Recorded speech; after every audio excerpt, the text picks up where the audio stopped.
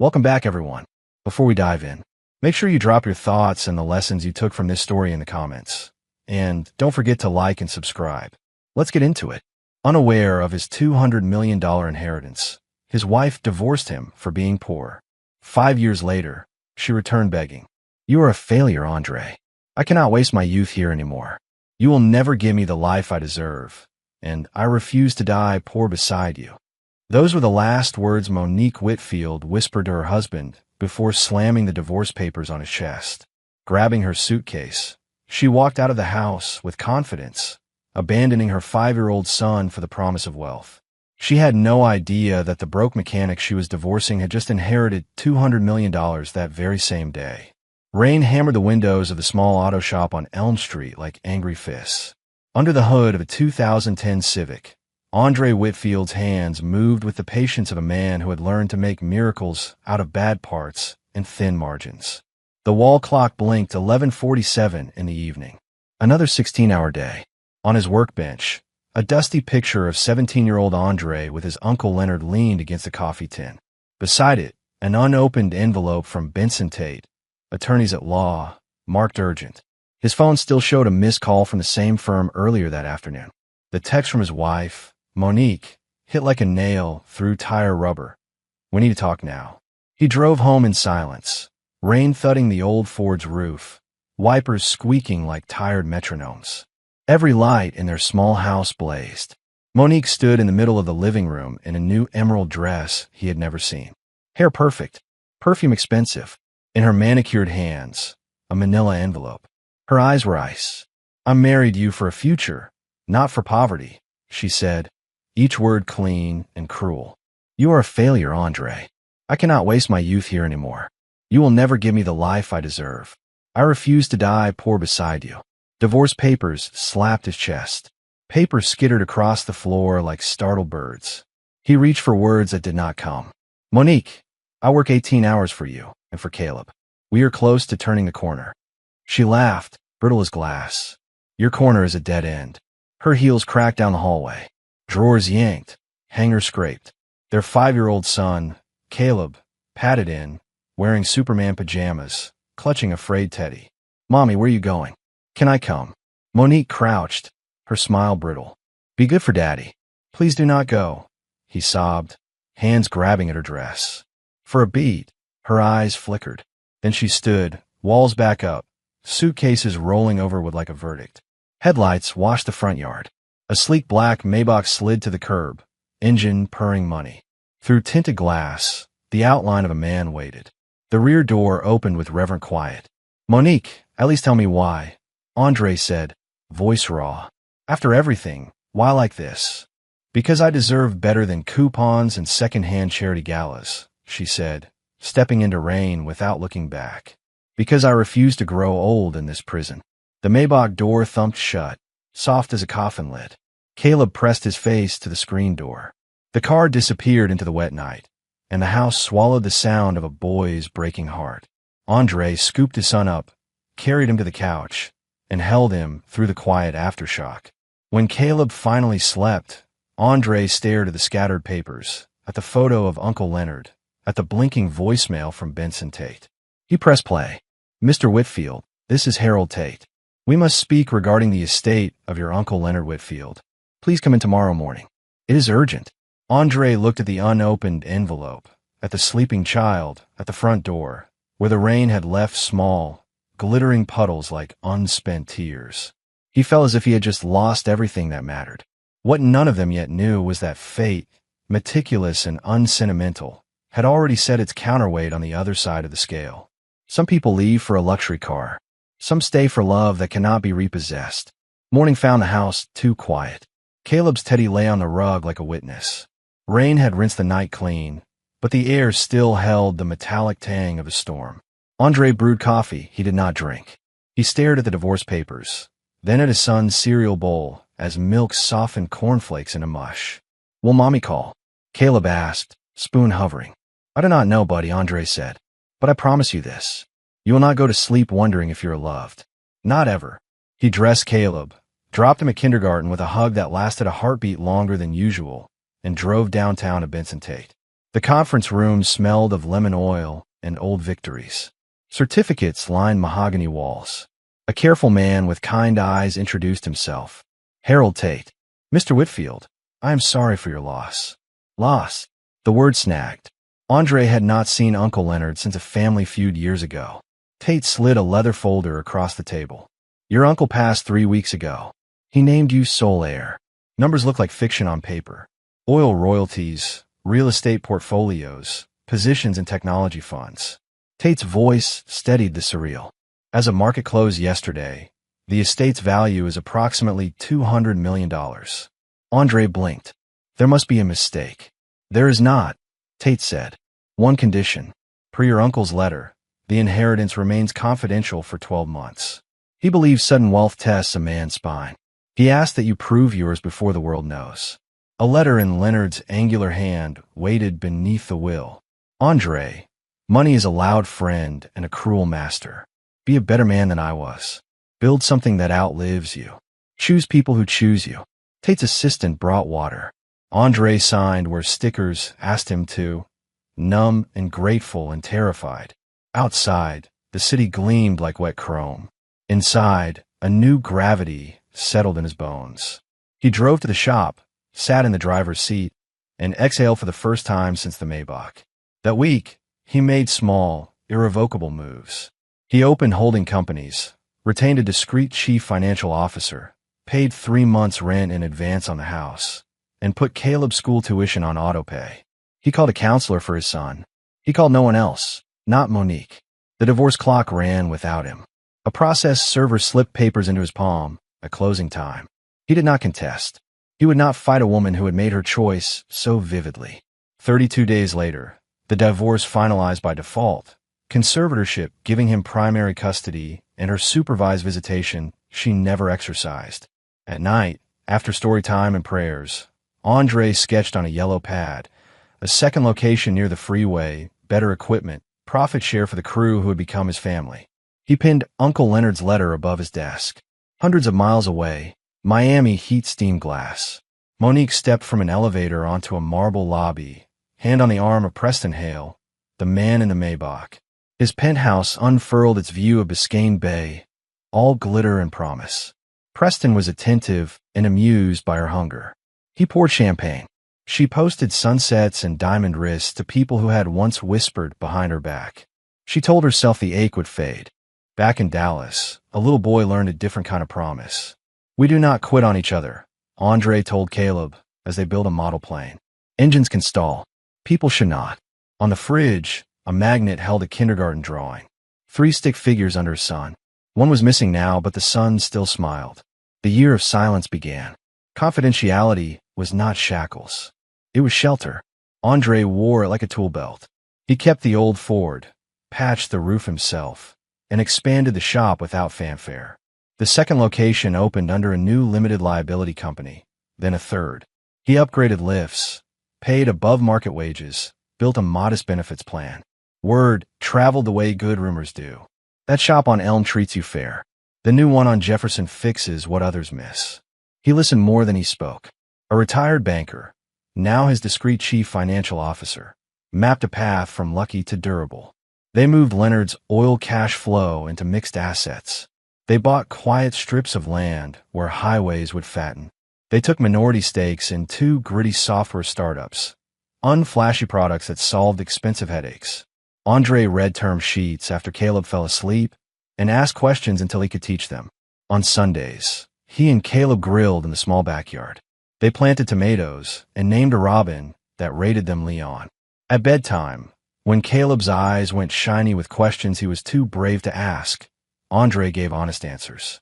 Mom made a choice. We make ours. We choose to be kind, even when it hurts. He put money where his mouth was.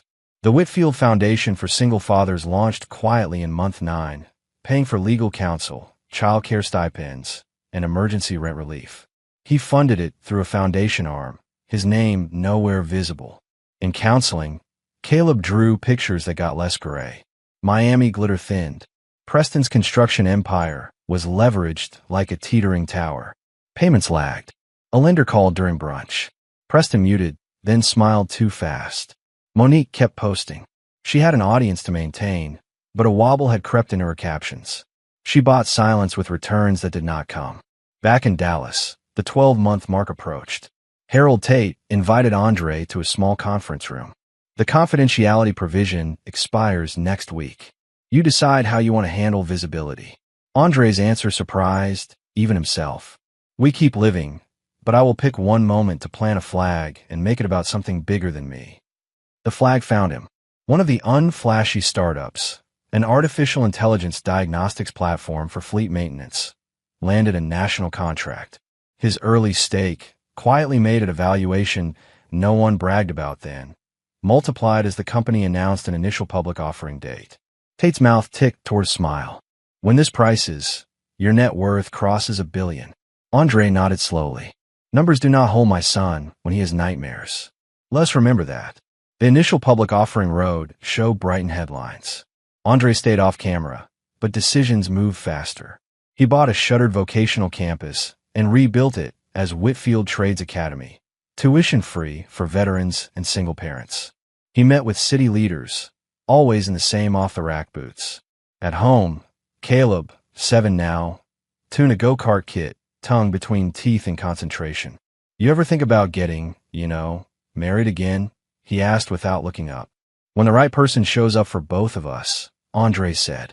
Not just me. The right person would come soon from an angle he did not expect. A courtroom hallway, a pro bono clinic, a woman arguing for a single dad who had missed work to keep a child out of a bad situation. But not yet. In Miami, trouble stopped knocking and started kicking. Subpoenas arrived.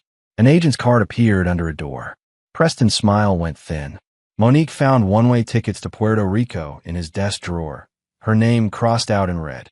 That night, she pretended to sleep and heard a suitcase zipper whisper like a secret. By morning, Preston was gone. She stood barefoot on marble that was not paid for, staring at a final notice. The view was still beautiful. Hunger is until it is not. 2 years became 3. The initial public offering hit, and with it a new math. The stake Andre had nursed past doubts and delays vaulted his net worth past $1 billion. Reporters called, curious about the quiet investor behind the meteoric rise. He let calls die. Headlines moved on. He moved forward. He found Alicia Bennett in a courthouse hallway, as if foretold. She was a pro bono bulldog with a soft laugh, sleeves rolled, hair in a practical bun that always seemed on the edge of tumbling free. He had come to observe a clinic his foundation funded. He left with a new respect for a woman who told a judge calmly that the law without mercy is just paperwork. He asked her to consult for the foundation. She said yes, then no to dinner, then yes to coffee, then yes to letting Caleb teach her to change a tire in the shop bay. Alicia did not flinch around grease or grief. She did not care about net worth because she did not know it. When she finally learned, she did not recalibrate her gaze. 2 years later, on a small hill outside the city, under an oak that had seen other vows, they married. Caleb, 10 by then, stood between them holding rings, eyes bright. Andre's work learned to breathe at scale. The auto shops became a multi-state network with apprenticeship tracks and tuition credits. The Trades Academy graduated its first class. The mayor cried at the ceremony and tried not to. The foundation built daycare pods inside partner workplaces because single parents cannot work if there is nowhere safe to leave a child. It was not charity. It was infrastructure. Back in Miami, sirens found new keys. Federal indictments crumpled Preston's empire. Asset freezes turned luxury to ballast. Monique watched a tow truck winch a leased Lamborghini like a gladiator defeated. Credit cards coughed up declines in public. The concierge who used to greet her with dominion now avoided her gaze. One afternoon, she found the penthouse door ajar. Inside, drawers were ransacked, the safe open, Preston's cufflinks gone. On the kitchen island, a terse note, "Do not call." She laughed once, a sharp, astonished sound, then slid down a cabinet to the tile. She tried friends. Invitations had always flowed as long as she sparkled. Sparkle is expensive. Debt is tacky. Calls went to voicemail. One woman answered and said a sentence Monique heard as if through water. "I told you not to leave your son." The line died. In Dallas, Andre and Alicia walked the trades campus in the evening when the machines were quiet. "You ever think about telling the whole story?" she asked. Not to brag, to help people see what is possible. It is not about me, he said. Then after a beat, but it is about what Caleb sees, what kids like him see. A week later, his team proposed a public initiative big enough to plant that flag. $100 million for under-resourced schools and after-school programs, anchored by a partnership with the city and 2 national nonprofits. It would require a press conference, cameras, his face, his name. He did not flinch. Secrets had protected him. Purpose could carry him. On the kitchen counter, a magazine arrived, addressed by some list he had not joined. Philanthropy Today. The cover line teased, "The quiet billionaire changing Texas." He set it aside. Caleb snagged it later and grinned. "Quiet billionaire, huh?" "Emphasis on quiet," Andre said, smiling back. In a Miami pawn shop, Monique traded a bracelet for less than a week's rent and did not argue, because humiliation is also expensive. On a cracked phone, a headline she did not expect blinked to life. The day Andre chose to step into the light was bright and mercilessly Texan. At Dallas Executive Airport, a small crowd of reporters arranged into neat chaos near a hangar dressed with banners bearing children's handprints. 3 buses of 5th graders waved construction paper signs. His secret had held for years until today. If the spotlight was the price of funding futures, he would pay it. The jet's door opened. Andre descended with the unhurried gait of a man who knew the ground. Caleb followed, taller now, shoulders squaring into adolescence. Alicia stepped into sun and noise with courtroom composure and backyard kindness. Cameras clicked, microphones angled, a boy yelled, "Thank you, Mr. Whitfield." Andre's face almost broke. "Mr. Whitfield, you have pledged $100 million to children's programs."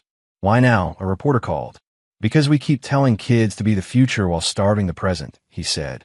"Because I was raised by people who had more grit than money. Because no child should learn they are expensive to keep." "Is it true you are a billionaire?" another shouted. He did not blink. Net worth is an accounting term. Value is what you build and who you become. The line made headlines by noon. 1,000 miles away, Monique stood at an airport kiosk with a carry-on that had seen better lobbies. She was not flying anywhere. She had been sleeping on a friend of friend's couch, a favor set to expire. But airports had bathrooms and air conditioning, and a lie that you belonged if you walked fast enough. A bank of televisions above a smoothie bar ran muted news. Dallas mechanic turned philanthropist announces $100 million education fund. The picture was Andre's face next to Caleb's. Monique did not recognize the man who looked like the best version of who she once begged him not to be. Her throat closed. She fumbled for volume on her phone and found a stream where the reporter repeated the line she could not swallow. Billionaire. The word pinged around the hollow rooms inside her. She remembered the emerald dress, the Maybach's door, a kiss pressed to a child's forehead the night she walked away. She remembered telling herself that love without money was a trap. She remembered the trap closing anyway. The next images finished the job. Alicia standing close, a hand on Caleb's shoulder, the easy geometry of a family built from choice and service, not hunger. Monique sagged against a pillar while a businessman muttered an apology around her to catch his flight. She bought a standby ticket to Dallas with money meant for rent and did not let herself think past the gate. Back on the tarmac, Andre spoke to 3 little girls who wanted to be mechanics and astronauts and judges. He told them they could be all 3 if they liked.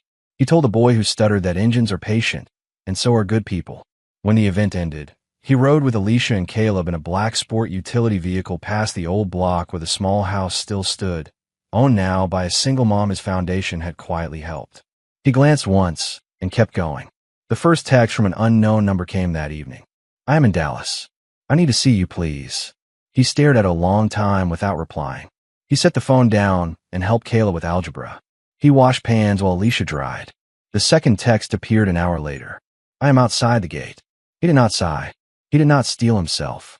He simply stood straighter, like a man about to lift something heavy that was not his to carry anymore.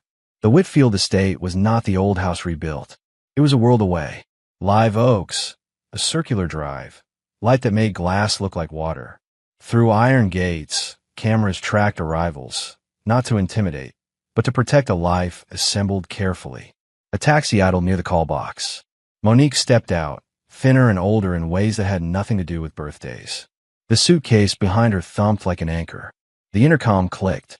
State your name and purpose. It is Monique, she said, then added the last name she had forfeited. Whitfield. I was his wife. Silence. Then the gate motor hummed. It did not open. Andre walked down the drive with measured steps, stopping a few feet from the iron. Caleb and Alicia stood on the portico, not hiding, not advancing. Hello, Monique, Andre said. She gripped the suitcase handle as if it could keep her upright. I made a terrible mistake. Tears came fast now, messy and uncurated. I was wrong about everything. About you. About what matters. Please, for Caleb's sake, do not use his name as a key, Andre said softly. You left him crying at a door for a car. You made a choice. We lived with it. We grew from it. She pressed her forehead to the iron like a penitent. I did not want your money. I want a chance to be his mother again. I want a chance to say I am sorry. Caleb took 2 steps down, stopping where Alicia's hand could still touch his shoulder.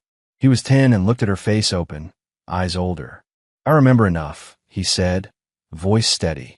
You are the lady from my nightmares. Alicia is my mom.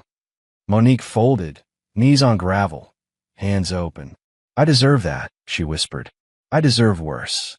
Punishment is not our work, Andre said. Protection is. He nodded toward a security guard who had appeared like a shadow and now kept his distance. You will not be harassed. You will not be mocked. You also will not be let in. She looked up, anger flaring, then guttering.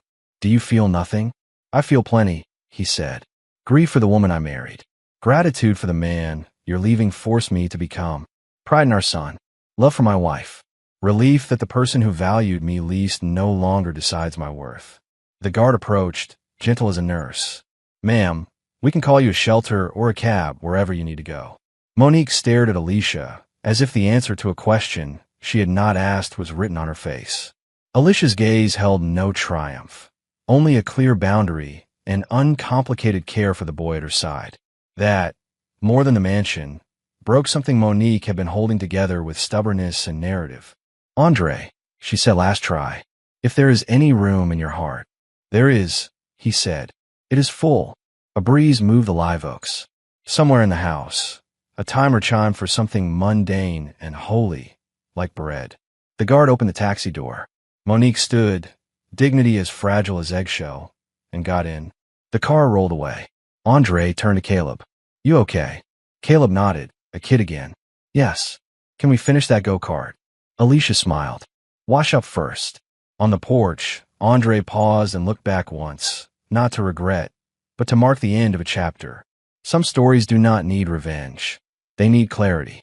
He put an arm around his son and another around his wife. Inside, the house smelled like cinnamon and motor oil from Project in the garage. The sun angled warm across a kitchen table that had listened to 1,000 small mercies. True wealth, he knew now, was not the jet or the check. It was the people who stayed when the rain came, who built with you when applause was scarce, who chose love you could not lease. Family first always, the rest is noise. If you enjoyed this story, please like, comment, and share this video with your friends. Subscribe and turn on the notification bell so you never miss a powerful story drop.